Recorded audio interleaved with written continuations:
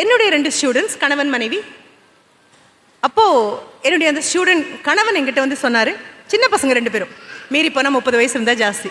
2 பேரும் என்னுடைய ஸ்டூடெண்ட்ஸ் அப்படிங்கிறதுனால எனக்கு உரிமையும் எடுத்துக்க முடியும். அம்மா அப்பா மாதிரி தான் என்னையும் கணவரையும் அவங்க பார்க்குறவங்க, 2 பேர்கிட்டையுமே படித்தவங்க.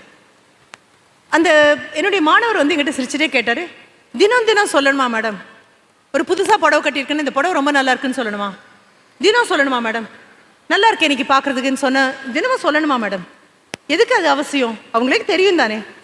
நான் சிரிச்சுட்டே கேட்டேன், சரி நீ சொல்ல வேண்டாம்ப்பா, ஆனால் பக்கத்து வீட்டில் இருக்கக்கூடிய ஒரு நபர், மேடம் ரொம்ப நல்லா இருக்கு இந்த ட்ரெஸ்ன்னு சொன்னால் தாங்குவியா? மாட்டோம்ல, ரைட்? அதுவே தான், யார் சொல்லணுமோ அவங்க கண்டிப்பாக சொல்லி தான் ஆகணும். மகள் அழகாக உடை உடுத்தும் போது பார்த்தா அவ்வளோ அழகாக இருக்குல்ல நமக்கு. அப்போ மனைவி அப்படிங்கும்போது கொஞ்சம் பரவாயில்ல அப்படின்னு தோணுது தானே. குழந்தைங்க பார்க்கணும். அதைத்தான் பாரதியார் ரொம்ப அழகாக சொல்லுவார், எந்தையும் தாயும் மகிழ்ந்து குலாவி இருந்ததும் இந்நாடே. என் தாயும் தகப்பனும் சந்தோஷமாக சிரித்து நட்பு பாராட்டுறதை பார்க்கக்கூடிய வாய்ப்பு எனக்கு கிடைச்சா மிகவும் தைரியமான குழந்தையாக நான் வளர்வேன். சாய்ந்து கொள்ள எனக்கு ஒரு தோள் இருக்கிறது. எனக்கு சங்கடங்கள் வந்தால் போய் சொல்ல என் தாயும் தகப்பனும் இருக்கிறார்கள்.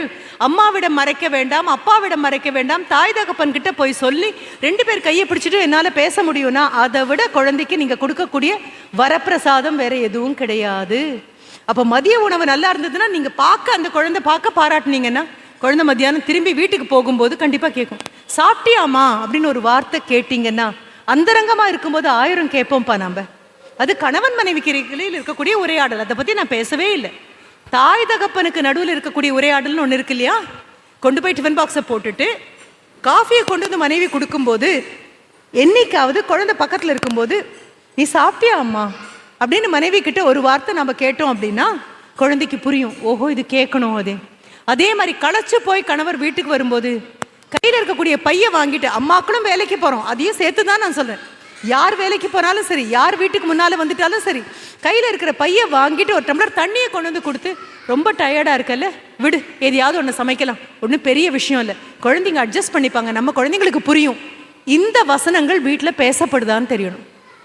பேசப்பட்டால் வீடு ரொம்ப அழகாக இருக்கும். ராபின் சர்மா மறுபடியும் சொல்கிறாரு, பேரண்டிங்.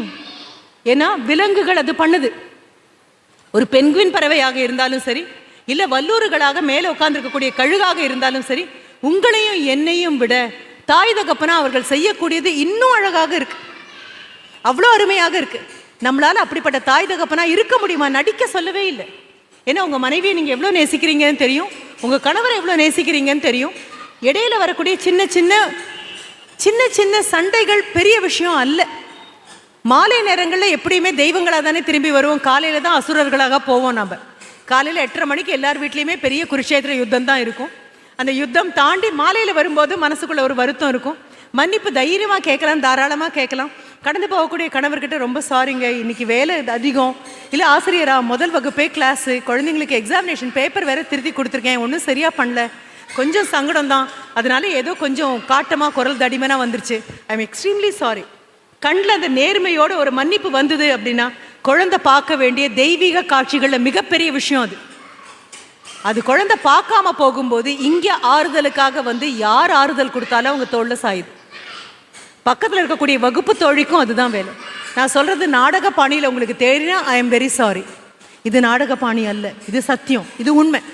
ஏன்னா குழந்தை வீட்டை விட்டு கிளம்பி போனதுக்கப்புறம், வயது போனதுக்கப்புறம், வயதான ஒரு காலகட்டத்தில் ஒருத்தர் தாங்கி நிற்க போகிறோம், ஒருத்தர் சார்ந்து நிற்க போகிறோம், ஒருத்தர் பாராட்டி நிற்க போகிறோம், விட்டு கொடுக்காம இருக்க போகிறோம். கோயம்புத்தூரில் ஏதாவது கல்யாணத்துக்கு போனீங்க அப்படின்னு சொன்னால் ஒரு தடவை வாங்க அப்படின்னா அவங்களுக்கு பத்தாது, மரியாதை இல்லைன்னு நினைப்பாங்க.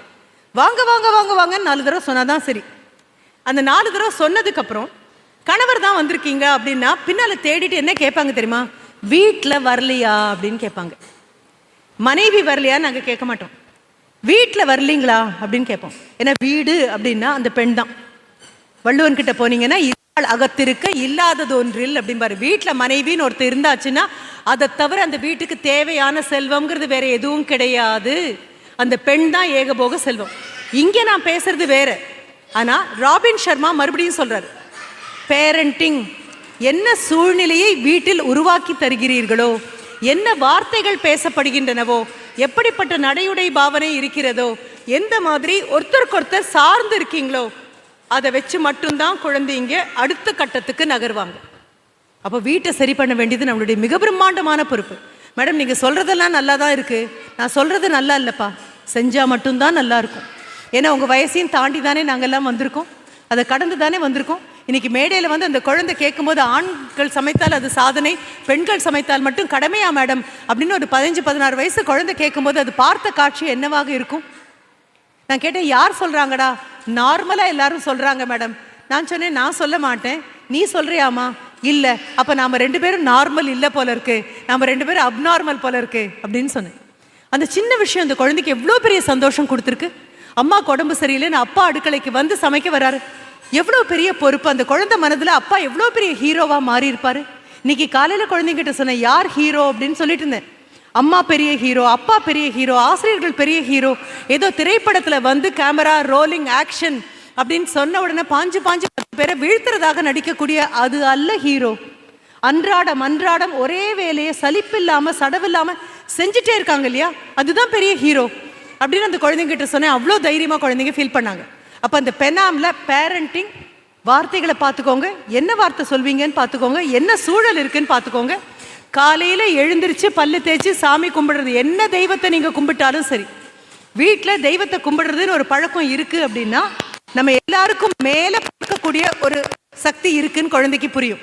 சின்ன வயசில் சொல்லி கொடுத்துருப்போம்லப்பா, ஒரு தீபாராதனை எடுக்கும்போது, ஒரு சர்ச்சுக்கு போகும்போது, இல்லை நமாஸ் படிக்கும்போது குழந்தைகிட்ட நீயும் பண்ணுன்னு சொன்னோம் தானே. இப்போ நீங்கள் சொல்லாதீங்க, நீங்கள் பண்ணுங்க. நீங்கள் பண்ணுறத குழந்தை பார்க்கணும். பார்க்குறத மட்டும்தான் குழந்தைங்க செய்வாங்களே தவிர சொல்கிறத செய்ய மாட்டாங்க. உள்ள வாங்குங்க, இன்றைக்கே தொடங்கிடலாம். புது வருஷத்துக்கு புதுசாக நம்ம எல்லாரும் வைராகியங்கள் வச்சு அந்த வைராகியங்கள் அடுத்த நாளே காணாமல் போயிருக்கும் தானே. 1ஆம் தேதி முடியறதுக்குள்ளே வைராகம் காணாமல் போயிருக்கும். 7ஆம் தேதி கூட புதிய வருஷம் பிடிக்கலாம். பாரதியார் சொல்வார், இன்று புதிதாய் பிறந்தேன் அப்படின்பாரு. இன்று பிறந்தேன்னு சொல்ல மாட்டார், புதிதாய் பிறந்தேன் அப்படின்னு சொல்வார்.